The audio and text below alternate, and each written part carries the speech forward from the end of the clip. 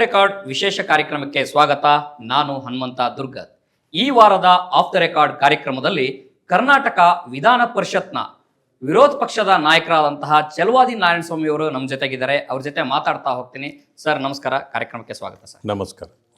Sir, ತುಂಬಾ ಜನಕ್ಕೆ ರಾಜಕಾರಣಿಗಳ ಬಗ್ಗೆ ಒಂದಷ್ಟು ಇಂಟ್ರೆಸ್ಟಿಂಗ್ ಕ್ವಶನ್ಗಳಿರ್ತವೆ ಸರ್. ಸೊ ಆ ಎಲ್ಲ ಕ್ವಶನ್ಗಳನ್ನ ತಮ್ಮ ಮುಂದೆ ಇಡಲಿಕ್ಕೆ ಒಂದಷ್ಟು ಪ್ರಯತ್ನಗಳನ್ನ ಮಾಡ್ತೀನಿ ಸರ್. ನೀವು ಒಂದು ದಿನದ ಪ್ರಾರಂಭ ಅಂದರೆ ಒಂದು ದಿನವನ್ನು ಯಾವ ರೀತಿ ಪ್ರಾರಂಭ ಮಾಡ್ತೀರಿ ಸರ್? ಸೊ ನನ್ನ ಕುಟುಂಬದ ಕೆಲಸ ಕಾರ್ಯಗಳು ಬೆಳಗ್ಗೆ 8ರಿಂದ 9 ಒಳಗೆ ಮುಗಿಸಿ ಸಾಮಾನ್ಯವಾಗಿ 9-9:30 ನಾನು ಮನೆ ಬಿಡ್ತಕ್ಕಂಥದ್ದು ನನ್ನ ಅಭ್ಯಾಸ.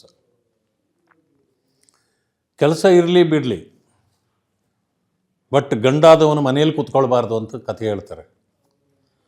ಹಾಗೆ ನನ್ನ ಪದ್ಧತಿ ಅಲ್ಲಿಂದ ಪ್ರಾರಂಭ ಆಗುತ್ತೆ. ಬೆಳಗ್ಗೆ ನನ್ನ ಕಚೇರಿ ಕೆಲಸ ಇದ್ದರೆ ಅಲ್ಲಿಗೆ ಹೋಗ್ತೇನೆ, ಇಲ್ಲ ಅಂತಂದರೆ ಸೀದಾ ನನ್ನ ಪಕ್ಷದ ಕಚೇರಿಯಲ್ಲಿ ಹೋಗಿ ಕೊಳ್ತೇನೆ. ಅಲ್ಲಿ ಏನೇ ಚಟುವಟಿಕೆಗಳು ನಡೀತದೆ ಅದರಲ್ಲೆಲ್ಲ ಭಾಗಿಯಾಗ್ತಕ್ಕಂಥದ್ದು ಇದು ಇರ್ತದೆ. ಮಧ್ಯಾಹ್ನ ನಾನು ಸಾಮಾನ್ಯವಾಗಿ ಹೋಟೆಲ್ಲು ಅಲ್ಲಿ ಇಲ್ಲಿ ಹೋಗಿ ಊಟ ಮಾಡೋದಿಲ್ಲ. ನಮ್ಮ ಪಕ್ಷದಲ್ಲೇ ಆ ಎಲ್ಲ ವ್ಯವಸ್ಥೆ ಇದೆ. ಅಲ್ಲೇ ಇರ್ತಕ್ಕಂಥ ಪ್ರತಿಯೊಬ್ಬರಿಗೂ ಕೂಡ ಮಧ್ಯಾಹ್ನದ ಭೋಜನ ಸಹಜವಾಗಿ ಅಲ್ಲಿ ಮಾಡ್ತೇವೆ. ಅದು ಮನೆ ಊಟ ಇದ್ದಂಗೆ ಇರ್ತದೆ, ಅದರಿಂದ ಅಲ್ಲಿ ಮಾಡ್ತೇವೆ.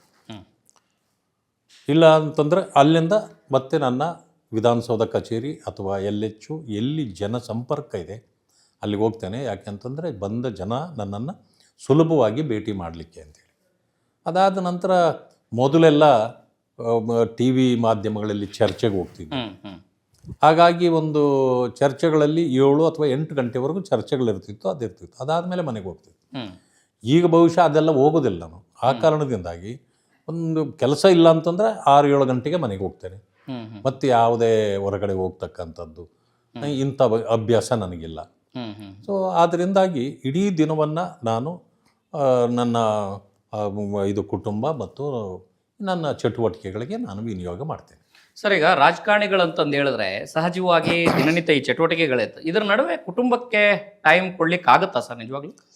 ಸೊ ಸಹಜವಾಗಿ ಆಗೋದಿಲ್ಲ.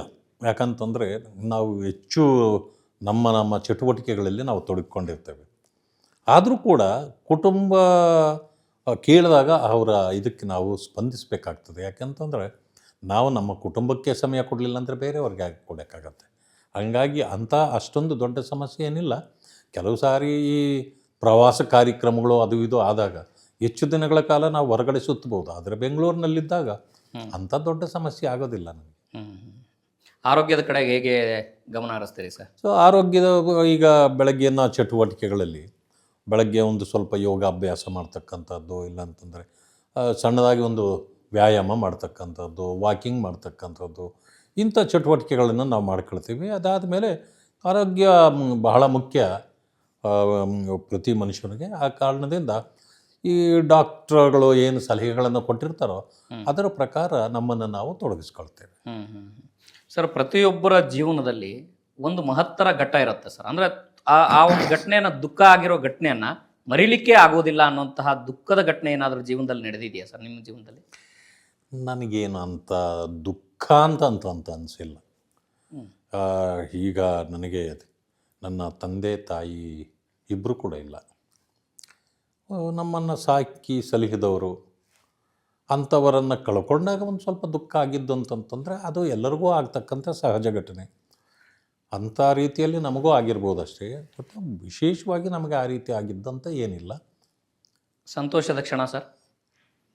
ಏನು ಸಂತೋಷದ್ದು, ಪ್ರತಿದಿನವೂ ಸಂತೋಷವೇ. ಯಾಕೆ ಅಂತಂದರೆ ನಾವು ಪಾಪಕಾರಿಗಳನ್ನು ಮಾಡದೇ ಇದ್ದರೆ, ಲಗೇಜ್ ಭಾಳ ದೇಹ ಭಾರ ಜಾಸ್ತಿ ಆಗದೇ ಇದ್ದರೆ, ದೇಹದ ಮೇಲೆ ಇಲ್ಲದನ್ನೆಲ್ಲ ಎತ್ತಿ ಹಾಕ್ಕೊಳ್ಳದೇ ಇದ್ದರೆ, ಜೀವನ ನಾವೇನೋ ಸಾರ್ಥಕತೆಗಾಗಿ ಮಾಡ್ತಾ ಇದ್ದೀವಿ ಅಂತ ಅನಿಸಿದಾಗ, ನಮ್ಮನ್ನು ನಾವು ಸಮಾಜ ಸೇವೆಗೆ ಅಂತ ತೊಡಗಿಸ್ಕೊಂಡಾಗ, ಬಂದವರ ಸೇವೆ ಮಾಡ್ತೀವಲ್ಲ, ಅವರ ಕಷ್ಟ ಸುಖಗಳನ್ನು ಕೇಳ್ತೇವಲ್ಲ, ಇನ್ನೊಂದು ಬೆಂದು ಬಂದವರಿಗೆ ಸಹಕಾರಿಯಾಗಿ ನಿಲ್ತೇವಲ್ಲ, ಯಾರಿಗೋ ಏನೋ ಒಳ್ಳೇದು ಮಾಡಿದ್ದೀವಿ ಅಂತಂದಾಗ ಆಗೋ ಸಂತೋಷ ಅದು ಎಲ್ಲಕ್ಕಿಂತ ದೊಡ್ಡ ಸಂತೋಷ ನಮಗೆ.